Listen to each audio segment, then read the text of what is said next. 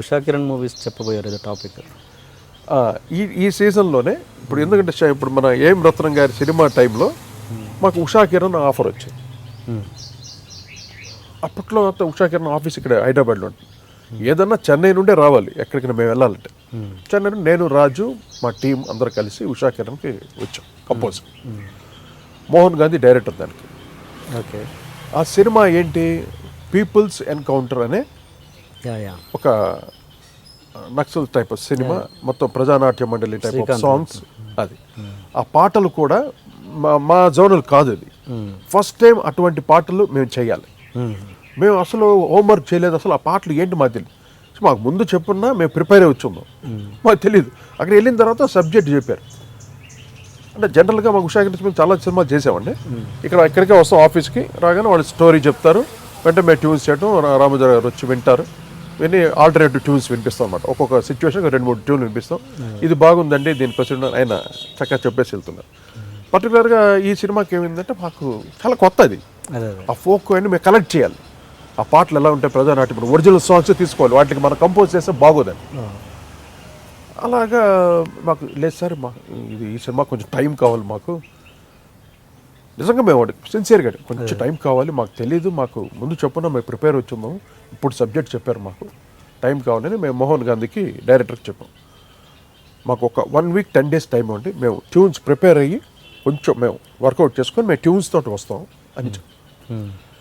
అది వాళ్ళు ఏ రకంగా అర్థం చేసుకున్నారంటే మేమేదో బిజీగా ఉండి కావాలని ఈ సినిమాని ఇగ్నోర్ చేస్తున్నాం అని ఏదో ఫీలింగ్ ఏమనుకున్నారో మాకు తెలియదు. ఓకే. సరే అనేసి మమ్మల్ని పంపించేసి మేము ఇలా మెడ్రాస్లో ల్యాండ్ అయ్యాము. ఇంకో మ్యూజిక్ డైరెక్టర్ని పిలిచి ఇమీడియట్గా ఆ సినిమాని గోల్తో చేయించి. అదే కీరవాణి గారు చేస్తారు. కీరవాణికి ఫస్ట్ ఆల్మోస్ట్ సెకండ్ సినిమా ఉంటుంది ఆయనకి. అది వేటూరు గారు అక్కడ రామోజీ గారి దగ్గర ఎప్పుడు వేటూరు గారు ఇప్పుడు ఆయన ఉంటారు, వేటూరు సుందరమూర్తి గారు.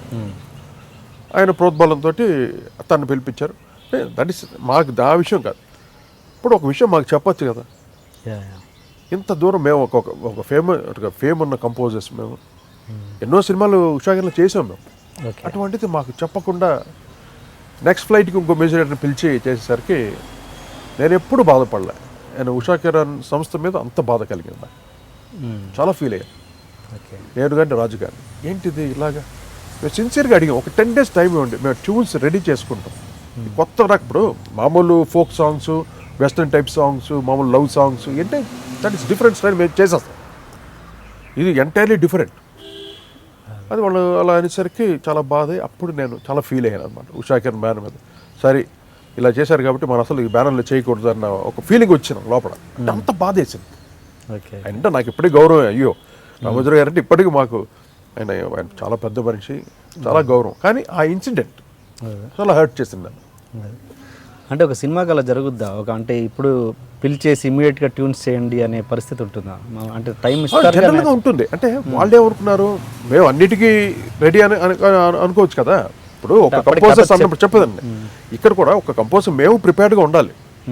ఈ విషయానికి వస్తే ఇప్పుడు సపోజ్ కర్ణాటక సంగీతం చేయమంటారు, కీర్తనలు చేయమంటారు, దానికి ప్రిపేర్డ్గా ఉండాలి మేము. ఇప్పుడు సబ్జెక్ట్ అనేది సడన్గా చెప్తారు కదా మాకు. అక్కడికి వచ్చేసరికి ఇది పక్కా కంప్లీట్ ఈ టైప్ సినిమా మొత్తం. ఇప్పుడు మన మాదాల రంగారావు గారు, మన నారాయణమూర్తి సినిమా, ఆ ట్రెండ్ ఆఫ్ సినిమా దానికి చేయాలంటే ఒరిజినల్ ట్యూన్స్ ఆ టింజ్ తీసుకోవాలి. మేము ఆ ఒరిజినల్ మేము కొంచెం రీసెర్చ్ చేయాలి. మేమంతా వెస్టర్న్ స్టైలు ఆ స్టైల్లో ఉన్నాం మేము. ఆ టైం మాకు ఒక రకంగా మాది మిస్టేక్ అనొచ్చు. అంటే ఇమీడియట్గా మేము చేయలేకపోయాము. మేము టైం అడిగాం, టైం ఇచ్చి ఉండొచ్చు కదా. అది మేము చిన్న కమ్యూనికేషన్లో పాపం మోహన్ గాంధీ అయితే ఎయిర్పోర్ట్ వరకు వచ్చి బతిమాలాడు ఆయన, ప్లీజ్ ఏదన్నా చేయండి పర్లేదు, ఏముంది ఒక 2-3 రోజులు అటు ఇటు అయినా పర్లేదు, మీరు కూర్చొని చేయండి, మీకు వస్తుంది. లేదు సార్ మాకు అసలు నాలెడ్జే లేదు, అది ఆ ట్రెండ్ మాకు. ఇప్పుడు వందే మాతరం శ్రీనివాస్ అంటే తను అక్కడ ప్రజానాట్య మండలి వచ్చాడు కాబట్టి తను ఈజీగా చేయగలడు. ఆ ట్రెండ్ మాకు టోటల్లీ న్యూ. అది మరి కీరవాణి ఆయనకు కూడా కొత్తగా, కీరవాణి గారు ఆయన కొత్త పాత మాకు తెలియదు, చేసాడు అంతే. That's a point. Keeravani, Rajkoti లేదా కోటి ఇద్దరికి ఆ ఒక చిన్న కాంపిటీషన్ ఉండేది. కానీ we're very good friends, we're like brothers. చాలా అభిమానం, నేనంటే చాలా గౌరవం తనకి.